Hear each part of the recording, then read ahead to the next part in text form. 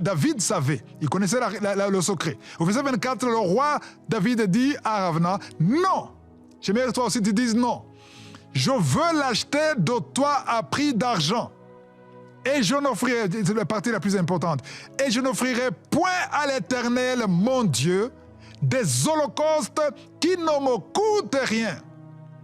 Les chrétiens d'aujourd'hui aiment les choses qui ne leur coûtent rien. Et Dieu veut que ça te coûte quelque chose, que ça ait de la valeur pour toi. Et David acheta l'air et les bœufs pour 50 cycles d'argent. Alors ici, c'est une révélation que David avait et j'aimerais que les chrétiens aussi aient cette révélation. Quand tu veux donner à Dieu, il ne s'agit pas seulement de l'argent. Parce qu'aujourd'hui, quand on parle de donner, on voit l'argent seulement.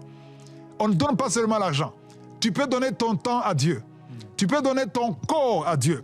Tu peux donner ton intelligence pour le service de Dieu. Si Dieu t'a béni financièrement, il faut que tes finances profitent au royaume de Dieu. Si Dieu t'a donné l'intelligence, il faut que ton intelligence profite au royaume de Dieu.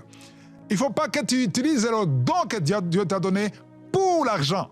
Oui, Dieu peut te bénir à travers ton don.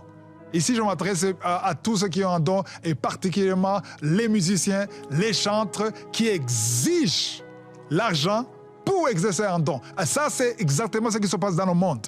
Parce que dans le monde, pour que ton don fonctionne, il faut payer. Jésus a dit, vous avez reçu gratuitement, donnez gratuitement.